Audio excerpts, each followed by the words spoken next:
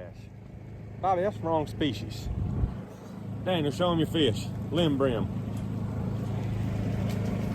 What's up, guys? We are out here on the Mississippi, and I'm gonna show you a little bit about bumping. So you guys can kind of see that red line right there? That's revetment. That's all that chunk rock up there. They put that up there so that it keeps the bank from eroding. So if you notice, we're just kind of running down the edge of this. You don't want to get on it, just stay down the edge of it. 57 foot of water, that's the Helena Bridge right there. We ain't very far from it at all. So whenever you're setting up your trolling motor, on the Minn Kotas, if you go to options, go to autopilot, it says autopilot mode, click on that. You're going to change that from advanced to legacy. So all that is your due north heading. So if you leave that on advanced, this boat's only going to know 0 degrees due north. That's all it's going to know.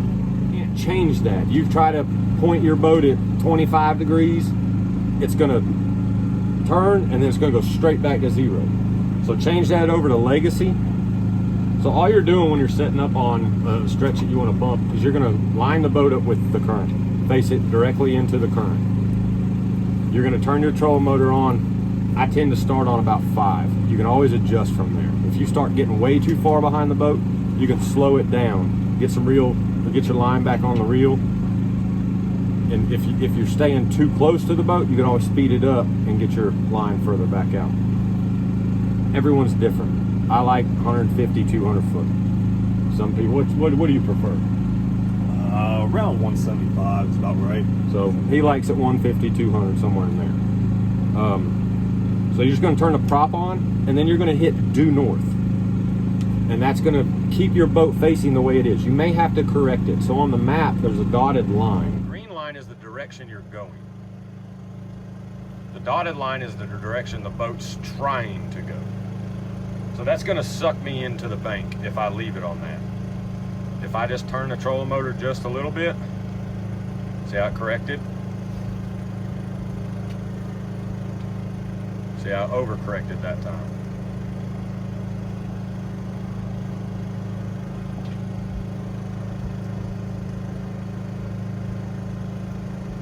There you go. That's about perfect right there. If you'll just look up at the trolling motor and turn it to the way you want to point it, it makes it really easy. Now all you got to do is control your speed. As you get down through here, if you get too close to the barges, you can correct with it. Just double click to the right. It'll turn, get the nose of the boat going out into the river channel. Don't do it for very long though, because then you're dragging your bait across stuff instead of more of a direct presentation. When you're bumping at an angle, it's more like, going this way. It's not going down. This is the rig we're using. Team of cold water 454. New Boss Hog by Meat Hunter. 65-pound braided line.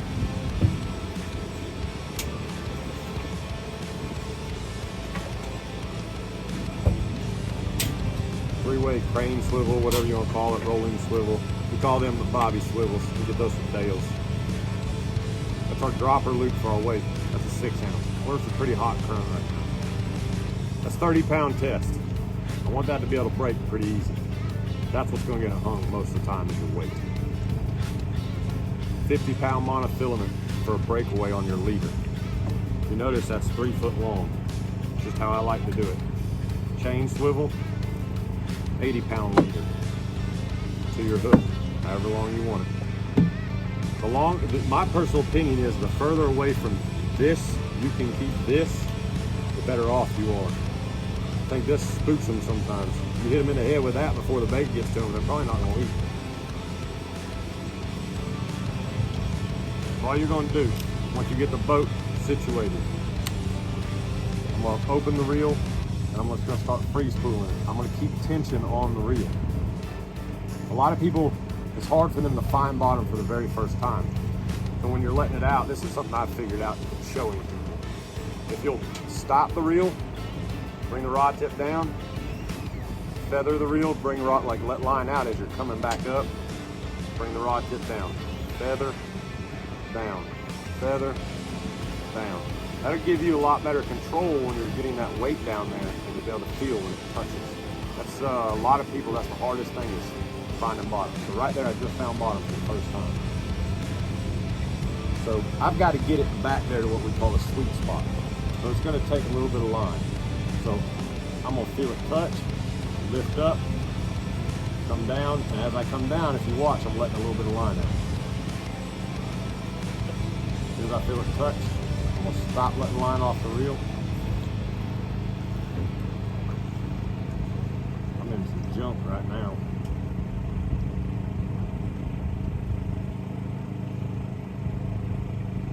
And some junk down here. Did we get on that lieutenant? No, we got close to it. We didn't get on it. Once you get back there a certain distance, every weight's different. You're going to get to what we call the sweet spot. And that's where you're not letting out a lot of line, you're not bringing line back onto the reel. You're right there at that perfect little area for the current that you're fishing at the time. So see, like I'm kind of stuck in something right now. So I'm going to reel down, some big swoops on it, trying to get the bow out of the line.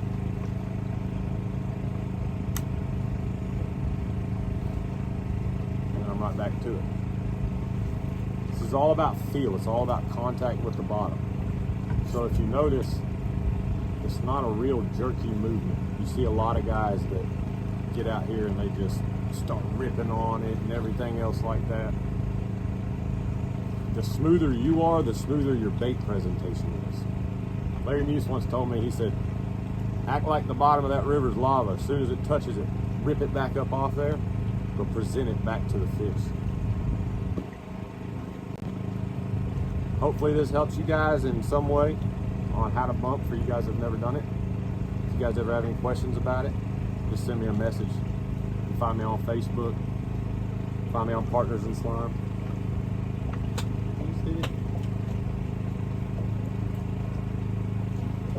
Thought I was gonna catch one for y'all. Nope. Hey, one of the things I didn't go over in this video is the rig.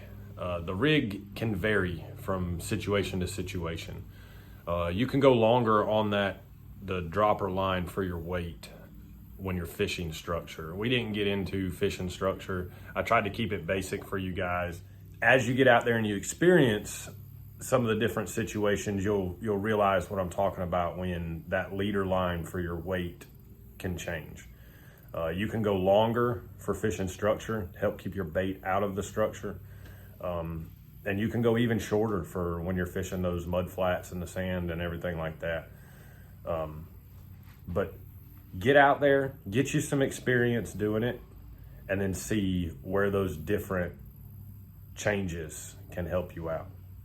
Put some time on the water, put some fish in the boat, guys.